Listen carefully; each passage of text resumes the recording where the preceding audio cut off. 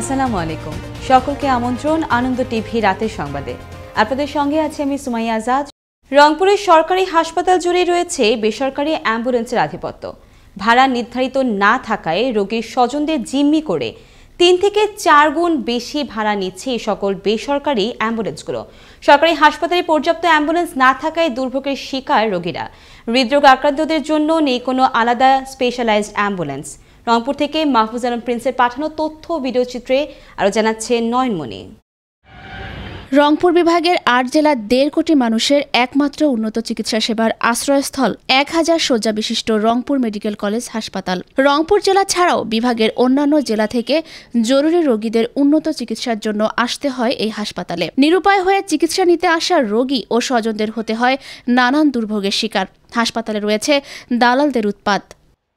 স্থানের আগে ড্রাইভার ছিল, এখন দালাল করে আর কি, ওই লাশ ধরে ভাড়া ধরে মনে করেন যে অন্য গাড়িতে উঠাই দিয়ে টাকা নেয়। সামান্য ২-৪টা অ্যাম্বুলেন্স, আপনার মালিকানা বেশি, মালিকানা হলে বেশি ভাড়া নিচ্ছে বেশি, এখানে আমাদের ফোন করলে পাওয়া যাচ্ছে না। করোনা ও ভিভিআইপি রোগীদের জন্য অ্যাম্বুলেন্স সেবা থাকলেও নেই কোনো হৃদরোগ আক্রান্তের জন্য আলাদা স্পেশালাইজড অ্যাম্বুলেন্স, আর দুটি দিয়েই চলছে সাধারণ রোগী পরিবহন। তবে আশার বাণী শোনালেন হাসপাতালের এই কর্মকর্তা। হার্টের রোগী, সেই রোগী পরিবহনের জন্য একটা আলাদা স্পেশালাইজড অ্যাম্বুলেন্স আছে, সেই অ্যাম্বুলেন্সটা সাপ্লাই আমাদের নাই। ওই অ্যাম্বুলেন্সটা খুবই দরকার, ওইটা আমরা চাহিদা দিছি এবং আমাদেরকে বলা হয়েছে যে আপনারা এটা পাবেন, কিন্তু আমরা এখন পর্যন্ত অ্যাম্বুলেন্সটা পাইনি, আশা করি পেয়ে যাব। করোনার এই ক্রান্তিকালে আর যেন কোনো স্বজনদের পড়তে না হয় ভোগান্তিতে। সরকারি স্থান কিংবা হাসপাতালে অবৈধ অ্যাম্বুলেন্স স্ট্যান্ড উচ্ছেদ এবং বেসরকারি অ্যাম্বুলেন্স পরিবহনের ভাড়া নির্ধারণের দাবি সংশ্লিষ্টদের। নয়নমণি, আনন্দ টিভি, ন্যাশনাল ডেস্ক। দেশে করোনা ভাইরাসে আরও ২৭ জনের মৃত্যু হয়েছে। এ নিয়ে দেশে মোট মৃত্যুর সংখ্যা দাঁড়ালো ৭,৪৭৯ জনে। এছাড়া নতুন রোগী শনাক্ত হয়েছে আরও ৯৩২ জন। সোমবার স্বাস্থ্য দপ্তর থেকে এক বিজ্ঞপ্তিতে এ তথ্য জানানো হয়েছে। প্রধানমন্ত্রী শেখ হাসিনার নেতৃত্বে আজকের বাংলাদেশ দক্ষিণ এশিয়ায় উন্নয়নের সবচেয়ে অগ্রগামী দেশ বলে মন্তব্য করেছেন শিল্পমন্ত্রী নুরুল মজিদ মাহমুদ হুমায়ুন।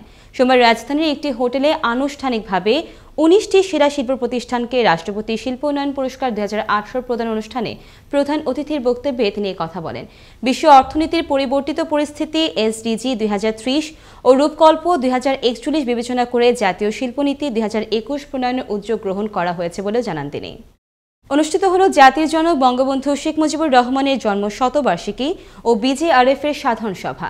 এ সময় প্রতিষ্ঠা বার্ষিকী ২০২০ উপলক্ষে নারীর ক্ষমতায়ন ও মুক্তিযুদ্ধ এবং উন্নত সমৃদ্ধ বাংলাদেশ গঠনে গণমাধ্যম কর্মীদের ভূমিকা শীর্ষক এক মুক্ত আলোচনা সভা অনুষ্ঠিত হয়। সোমবার জাতীয় প্রেস ক্লাবে বিজেআরএফ এর সভাপতি মুক্তিযোদ্ধা আজিজুল ইসলাম ভূঁইয়ার সভাপতিত্বে প্রধান অতিথি হিসেবে উপস্থিত ছিলেন মুক্তিযুদ্ধ বিষয়ক মন্ত্রী আ.ক.ম মুজাম্মেল হক। এছাড়া উপস্থিত ছিলেন প্রধানমন্ত্রীর তথ্য উপদেষ্টা ইকবাল সুবহান চৌধুরী এবং জাতীয় প্রেস ক্লাবের সাধারণ সম্পাদক ফরিদা ইয়াসমিন সহ আরও অনেকেই।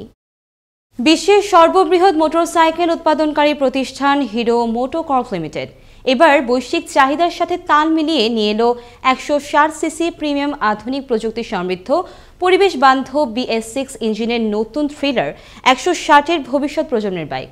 সোমবার হিরো বাংলাদেশের অফিসিয়াল ফেসবুক সহ বিভিন্ন ডিজিটাল প্ল্যাটফর্মের মাধ্যমে এই দশকের সবচেয়ে এক্সাইটিং লঞ্চিং ইভেন্টটি প্রচার করা হয়। এই বাইকটি বাংলাদেশের বাজারে ব্যাপক সাড়া জাগাবে বলে আশাবাদ ব্যক্ত করেন নিটল নিলয় গ্রুপের ব্যবস্থাপনা পরিচালক আব্দুল মুসাব্বির আহমেদ। ঢাকার দক্ষিণ কেরানীগঞ্জে বিশেষ অভিযান চালিয়ে দেশীয় অস্ত্রসহ ৬ ডাকাত সদস্যকে গ্রেফতার করল র্যাব ১০-এর সদস্যরা। র্যাব ১০-এর কেরানীগঞ্জ ক্যাম্পের ভারপ্রাপ্ত company commander Abul Kalam Azad press বিজ্ঞপ্তির মাধ্যমে তথ্য নিশ্চিত করেন। এর আগে দক্ষিণ কেরানীগঞ্জ থানার ঝিলমিল এলাকায় রাতে অভিযান পরিচালনা করে রানা নামের এক ডাকাত সদস্যকে গ্রেফতার করা হয়। তার দেয়া তথ্য মতেই আরও ৫ জনকে গ্রেফতার করেন র্যাব। ডাকাত দলের কাছ থেকে ৭টি ব্যাটারি চালিত অটোরিকশা, একটি সিএনজি, ৬টি মোবাইল সহ অন্যান্য সরঞ্জামাদি উদ্ধার করা হয়। অনুষ্ঠিত হল গাজীপুর মহানগর বঙ্গবন্ধু স্মৃতি সংসদ ও বঙ্গবন্ধু স্মৃতি পাঠাগারের নবনির্বাচিত কমিটির প্রথম সভা। এতে সভাপতিত্ব করেন আব্দুল সোবহান। সোমবার রাজধানীর বনানীর একটি মিলনায়তনে অনুষ্ঠিত আলোচনা সভায় প্রধান উপদেষ্টা এবং প্রধান অতিথি হিসেবে বঙ্গবন্ধুর আদর্শ নিয়ে আলোচনা করেন কেন্দ্রীয় কমিটির প্রধান উপদেষ্টা মুসা বিন শমশের। এ সময় উপস্থিত ছিলেন সংগঠনের প্রতিষ্ঠাতা সভাপতি এস এম বাচ্চা মিয়া সহ পদস্থ ব্যক্তিবর্গ। অব্যবস্থাপনা, প্রয়োজনীয় কাগজপত্র ও চিকিৎসক না থাকায় লক্ষ্মীপুরে একটি ডায়াগনস্টিক সেন্টার ও দুটি হাসপাতালকে ৪৫,০০০ টাকা জরিমানা করেছেন ভ্রাম্যমাণ আদালত। সোমবার দুপুরে জেলা শহরের নোভা মেডিকেল সার্ভিসেস লিমিটেডকে ২০,০০০, মা ও শিশু প্রাইভেট হাসপাতালকে ২০,০০০ ও মিম ডায়াগনস্টিক সেন্টারকে ৫,০০০ টাকা জরিমানা করা হয়। বরিশালে দুটি পৌরসভা নির্বাচনে ইভিএম এর মাধ্যমে সকাল ৮টা থেকে ভোট গ্রহণ শুরু হয়ে চলে বিকেল ৪টা পর্যন্ত। কনকনে শীত উপেক্ষা করেও চোখে পড়ার মতো ভোটারের উপস্থিতি থাকলেও এজেন্ট বের করে দেওয়ার অভিযোগ করেছেন দু-একজন প্রার্থী। এছাড়া ভোটের সার্বিক চিত্র ছিল সন্তোষজনক। বরিশালের নির্বাচনী মাঠের সার্বিক খবরাখবর নিয়ে মাঠে ছিলেন বরিশাল ব্যুরো প্রধান কাজী আলামিন। পৌরসভার নির্বাচনকে ঘিরে আইনশৃঙ্খলা বাহিনী নিশ্চিত নিরাপত্তা থাকলেও মারধর করে এজেন্ট বের করে দেওয়া সহকারে ভোট জালিয়াতির অভিযোগ বিএনপি প্রার্থীর। ৬ নম্বরে আমার কোনো এজেন্ট নাই, সব বের করে দিয়েছে। প্রথম বের করছে, তারপর আমি গেছি, ঢুকেছি, আবার বের করে দিয়েছে। ভোটাররা ফিঙ্গারিং করে, টিপ দেয়, বুতামে যাইয়ে নৌকার। ওখানে এজেন্ট আছে, আওয়ামী লীগের লোক ভিতরে আছে। প্রতিটা সেন্টারে শুধু একটা সেন্টার, ৯ নম্বর সেন্টারটা বাদ সব সেন্টার এইভাবে চলছে। অন্যদিকে নির্বাচনে কোনো ধরনের প্রচারণা ছাড়া অপশক্তির মাধ্যমে বিএনপির ক্ষমতায় আসার প্রবণতা নতুন নয় জানিয়েছেন আওয়ামী লীগ নেতৃবৃন্দরা। এখানে নির্বাচনের সাথে যারা সংশ্লিষ্ট রয়েছে তাদেরকে জেনে দেখতে পারেন যে আমরা এ ধরনের কোনো আচরণ আমরা করিনি এবং আচরণবিধির কোনো কার্যক্রম করিনি, একটা ভিত্তিহীন অভিযোগ উত্থাপন করেছেন। এদিকে ভোটাররা জানিয়েছেন ইভিএম নতুন হলেও ভোট দিতে সমস্যা হবে না। দেখাই দিলে তারপর দেব, প্রথম সাদা বাটনে দিয়ে তারপর সবুজটা দেব। যে মার্কা আমার পছন্দের সেই মার্কা আমি টিপ দিয়ে তারপরে আমি কনফার্ম করব, একটা সিলেক্ট করব। এই বোর্ডের মাধ্যমে আমরা দেখছি, দেখাইছে এই প্রথম। এখন ভিতরে যাই, ওখানে লোক আছে, অবশ্যই দেখাই দিবে। এই নির্বাচনে ভোটারের উপস্থিতি চোখে পড়ার মতো, তবে বিএনপি এজেন্ট মারধর করে বের করে দেওয়া সহ ভোট জালিয়াতি অভিযোগ থাকলেও নির্বাচনের ফলাফল যাই হোক মেনে নেবেন আওয়ামী লীগ মনোনীত নৌকা মার্কার প্রার্থী। কাজী আলামিন, আনন্দ টিভি, উজিরপুর পৌরসভা, বরিশাল।